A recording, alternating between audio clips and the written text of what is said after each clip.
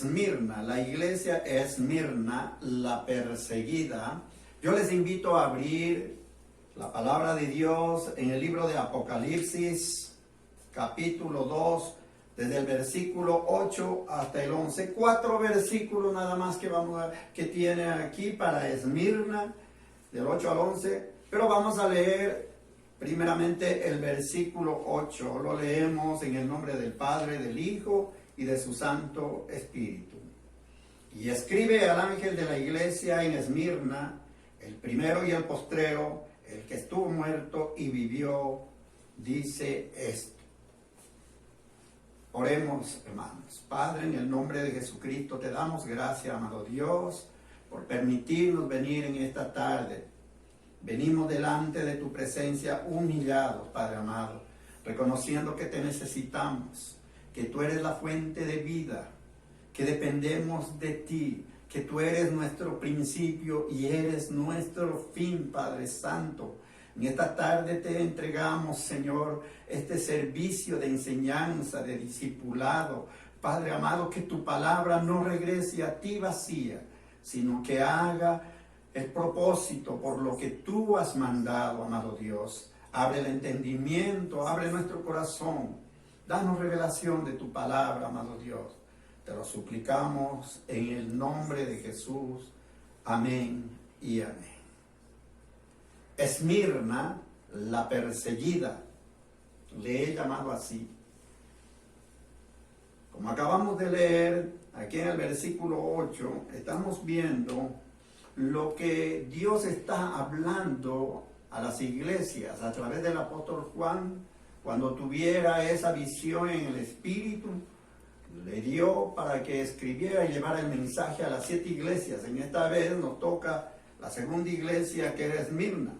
Y escribe al ángel de la iglesia en Esmirna, el primero y el postrero, el que estuvo muerto y vivió, dice esto. Vamos primeramente poco a poco. ¿Qué quiere decir la palabra Esmirna? Viene del griego mirra. Mirra, que quiere decir sufrimiento y muerte. Mirra también es aquella planta que se lleva dice que esta planta machacada, dice que da un olor fragante. En estos estudios algunos dicen que en aquel entonces se le machacaba para que camuflajear el olor de los muertos, es decir, el olor grato de la mirra, esparcía ese olor a muerto que había en ese entonces. También nos dice que la única iglesia que existe hasta ahora de esas 7 iglesias es esta precisamente, y se llama Izmir, y está todavía en Turquía, en Antioquía, en Turquía. El apóstol Juan, en aquel entonces, cuando estaba ya anciano, dice, después de este mensaje, él era el que supervisaba las iglesias en ese entonces. Entonces nombraban obispos. Obispos, ¿qué quería decir eso? Supervisor, el que estaba pendiente de las iglesias. Luego, después de que Juan lo supervisaba, tenía aquel discípulo llamado Policarpo. Dice que él era un discípulo del apóstol Juan. Cuando se le ofreció la vida a cambio de una negación pública de Jesús. Fíjense lo tremendo que es el amor a Jesucristo. Los romanos le dijeron que le daban la vida si él negaba a Jesucristo.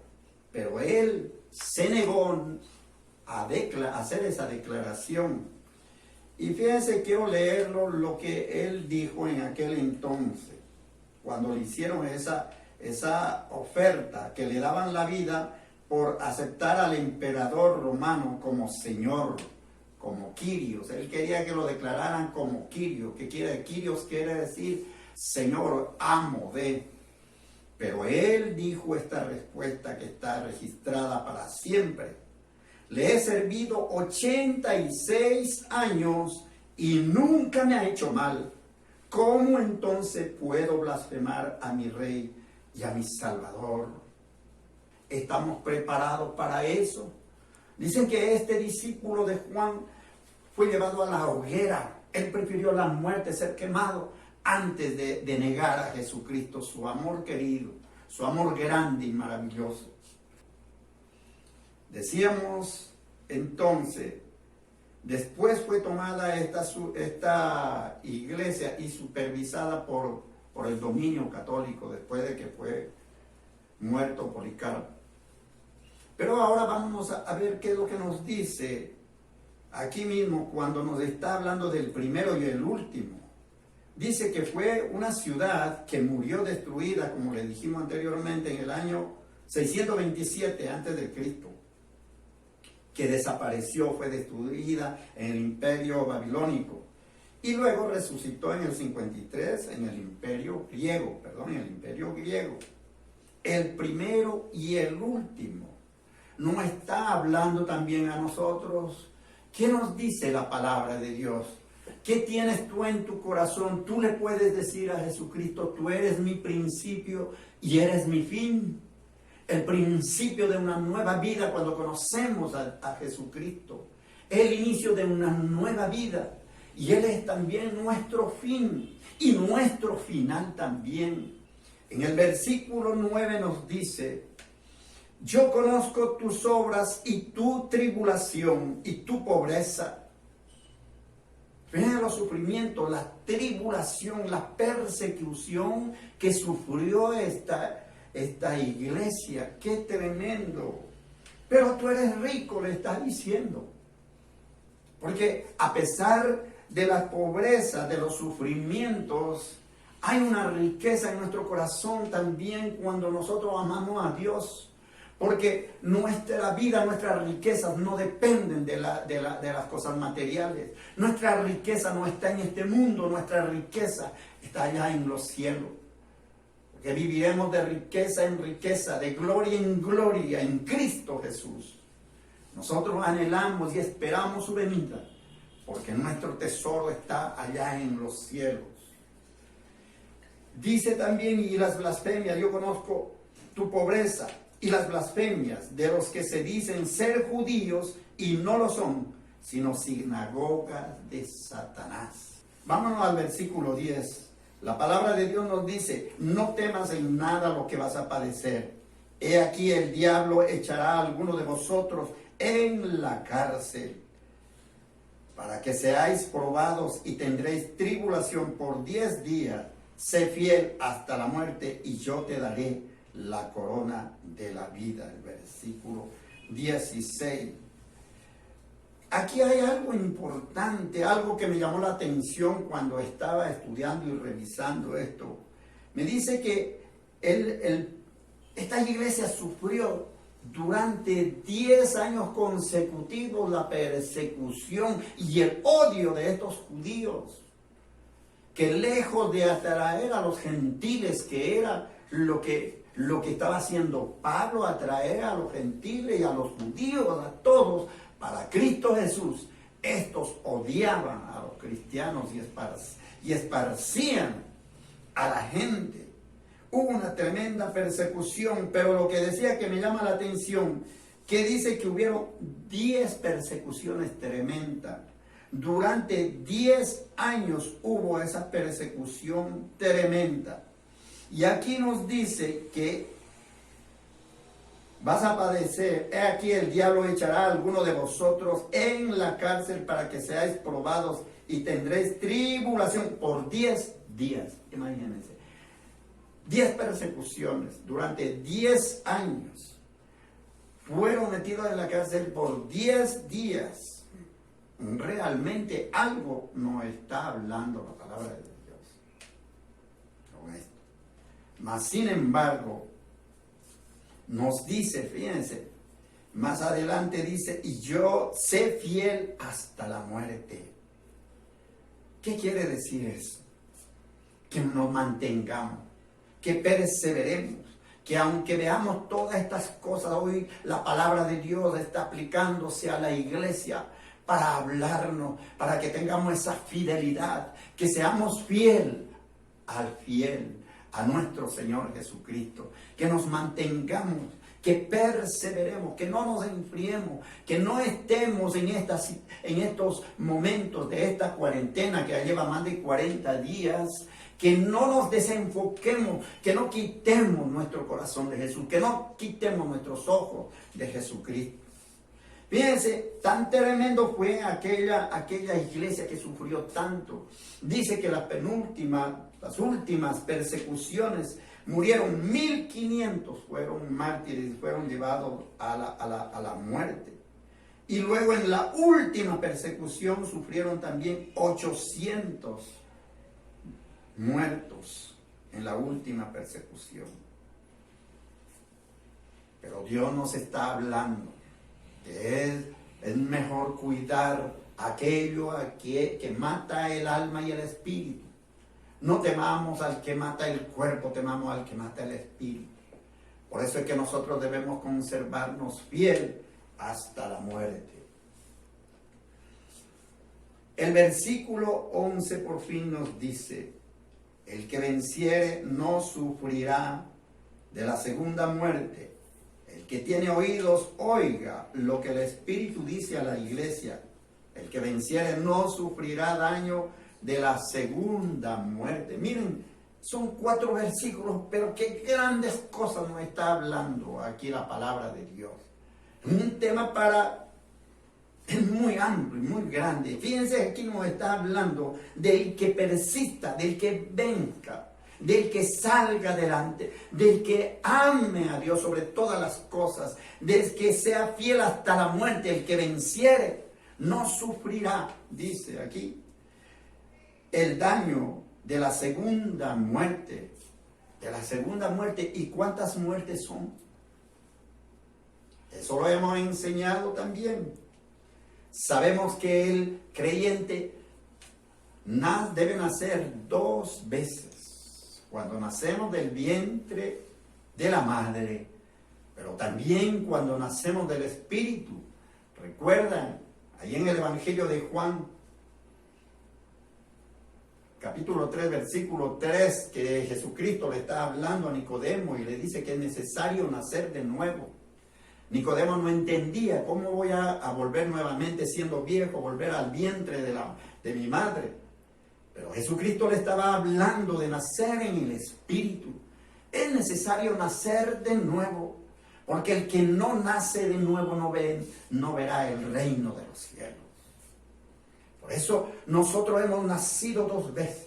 Nacimos físicamente, pero nacimos en Cristo Jesús. Nacimos espiritualmente. Morimos una sola vez, porque aquí dice, en la palabra en Hebreos 9:27 dice: y de manera que está establecido para los hombres que mueran una sola vez, y después esto el juicio. Así también Cristo fue ofrecido una sola vez para llevar los pecados de muchos, y aparecerá por segunda vez sin relación con el pecado para salvar a los que le esperan. Aparecerá por segunda vez. Nos está hablando de esa venida, de esa segunda venida. Sabemos que la segunda venida está dividida en 2 partes. La primera parte, que Jesucristo viene en esa nube de gloria a buscar a su iglesia, al arrebatamiento de la iglesia. Ese evento maravilloso que estamos esperando, que está próximo a seguirse. Y luego la segunda venida que viene ya en poder y gloria, viene en poder y para vencer, para destruir a todos los malos, para destruir a todo lo malo. Entonces dice que nosotros no sufriremos la segunda muerte. Fíjense, ¿qué quiere decir eso? El no creyente nace una sola vez, porque nace del vientre de la madre, pero muere 2 veces. Muere físicamente y también muere la segunda muerte, cuando tienen que levantarse y mueren eternamente. La segunda muerte. Pero nosotros, dice la palabra de Dios, que no sufriremos de esa segunda muerte. Por eso he llamado, de acuerdo a esta palabra, Dios nos está hablando en estos tiempos a la iglesia de hoy en día también, a la sufrida, a la que ha sido perseguida, a la que sabemos que hay acontecimientos en el entorno y siempre el enemigo está atacando, siempre hay adversidades, pero Jesucristo nos dice que en Él somos más que vencedores. La fe es la sustancia que nos permite levantarnos y no ver las cosas naturales, sino ver lo que está más allá. Ver la mano de Jesucristo que está extendida siempre, diciéndonos, tú puedes, en mí puedes, en mí puedes. Y Dios nos está hablando en este tiempo como como habló a la iglesia de Esmirna, la sufrida. Pero nos está motivando a que seamos fieles hasta la muerte.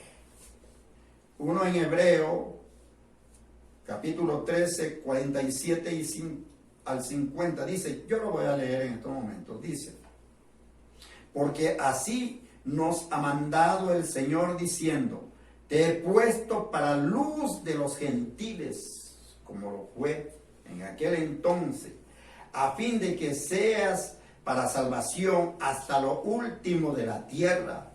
Los gentiles, oyendo esto, dice que se regocijaban y glorificaban a Dios, la palabra del Señor, y creyeron todos los que estaban ordenados para vida eterna. Y la palabra del Señor se difundía por toda aquella provincia. Aquella provincia era aquellos sectores, aquellos estados. Dice que Esmirna estaba como a 60 kilómetros aproximadamente de la iglesia de Efeso. Y hoy en día, como les dije anteriormente, Esmirna es la única iglesia que permanece todavía, llamada Izmir. Continuamos leyendo, dice, pero los judíos instigaron a las mujeres piadosas y distinguidas y a los principales de la ciudad y levantaron persecución contra Pablo y Bernabé y los expulsaron de sus límites. ¿Qué persecución tan tremenda sufrió esta iglesia? Y miren lo que nos dice también aquí en Juan 8:44. Te doy esta palabra también para que podamos entender lo que quiere decir sinagoga de Satanás. Vosotros sois de vuestro padre el diablo, lo está hablando a esos malos, a los falsos apóstoles, a los falsos judíos mesiánicos, falsos judíos mesiánicos que están distorsionando la palabra de Dios y están hablando unas barbaridades. Eso está en internet. Para que estemos atentos, iglesia, y que no nos dejemos llevar por estas doctrinas. Vosotros sois de vuestro padre, el diablo les dice, y los deseos de vuestro padre queréis hacer. Él ha sido homicida desde el principio y no ha permanecido en la verdad, porque no hay verdad en él. Cuando habla mentira, de suyo habla, porque es mentiroso y padre de mentira. Amén. Queridos hermanos, esta palabra, esta enseñanza, para que esté en vuestra mente, para que estemos atentos a los acontecimientos que está sucediendo hoy en día, como hubo en aquel entonces. Dios no está hablando porque su palabra es eterna. Está hablando en los postreros tiempos, hermanos. No nos dejemos confundir, no nos dejemos engañar. Como dice la palabra, velad pues en todo tiempo orando, que seas tenidos por dignos de escapar de todas estas cosas que vendrán y de estar en pie delante del Hijo del Hombre. Velad, estar atentos para que estemos dignos, seamos dignos de escapar de todas estas cosas. La palabra de Dios nos enseña que debemos estar atentos, como de las 10 vírgenes que representa la iglesia, que no seamos como las 5 descuidadas, frías o tibias, descuidadas, que andan en sus afanes, que no les preocupa la iglesia, que dejan para lo último a la iglesia. Mira que Dios no está hablando, escucha iglesia, pon atención, sé detallista con las cosas de Dios. No está hablando, no vaya a ser que te quedes, que después vaya a estar arrepentida. Sé como las primeras 5 vírgenes que fueron atentas, que estuvieron atentas de sus lámparas, siempre estuvieron atentas al aceite que iba a alimentar y a prender la luz de las lámparas. Estemos pues velando en todo tiempo, dice, porque no nos ha puesto Dios para ira, sino para alcanzar salvación por medio de nuestro Señor Jesucristo. Esto está en 1 de Tesalonicenses 5:9. Dios no nos ha puesto para ira. Por eso es que nosotros entendemos que Dios no nos va a dejar vivir la tribulación y los sufrimientos. Veremos el inicio de dolores como lo estamos viendo, y a lo mejor algo más grande que vendrá también lo vamos a ver. Pero dice, la palabra de Dios nos enseña que no nos ha puesto Dios para ira, sino para alcanzar la salvación por medio de nuestro Señor Jesucristo. Él es el camino, la verdad y la vida. Él es nuestra salvación. Él es nuestro escape. Él es la puerta que nos lleva a la vida eterna. Mas vosotros, hermanos, no estáis en tinieblas. También nos está hablando aquí en Tesalonicenses 5, 4 y 5. No estáis en tinieblas para que aquel día os sorprenda como ladrón. No estamos en tinieblas. Amén. Dios nos va a avisar. Dios nos está mostrando. Dios nos está tocando. Dios nos está hablando. Porque todos vosotros sois hijos de luz e hijos del día, no somos de la noche ni de las tinieblas. Amén. ¿Quién dice amén? ¿Quién declara eso en su corazón? Declara, yo no soy de las tinieblas, yo soy de la luz. Yo pertenezco a Cristo Jesús. Miren lo que nuestro Señor Jesucristo nos ofreció para que tengamos esa esperanza, para que nuestros ojos estén esperando aquel hogar, anhelando aquel hogar. Como lo dijo en Juan 14, 2 y 3, dice, en la casa de mi Padre muchas moradas hay. Si así no fuera, yo lo hubiera dicho. Voy pues a preparar lugar para vosotros, y si me fuere y os prepare el lugar, vendré otra vez y os tomaré a mí mismo, para que donde yo estoy, vosotros también estéis. Por cuanto has guardado la palabra de mi paciencia. Lo dice aquí también Apocalipsis 3 días, que ya lo veremos después. Por cuanto has guardado la palabra de mi paciencia, yo también te guardaré de la hora de la prueba. Gloria a Dios. Hermano, qué palabra de esperanza. Me anima a seguir adelante, porque dice que nos guardará de esa prueba. No viviremos tribulación. No viviremos tribulación, tenemos esa esperanza, pero debemos vivir nuestra vida como si fuera el último día. Estar preparados como si fuera el último momento. Yo también te guardaré de la hora de la prueba que ha de venir sobre el mundo entero, para probar a los que moran sobre la tierra, dice el Señor en Apocalipsis 3:10. Así también Cristo fue ofrecido una sola vez para llevar los pecados de muchos, y aparecerá por segunda vez sin relación con el pecado para salvar a los que le esperan, que ya lo leímos en Hebreos 9:28. Y por último te voy a leer este versículo de segunda de Tesalonicenses 2:7, que dice, porque ya está en acción, ¿quién? El ministerio de la iniquidad, solo que hay quien al presente lo detiene.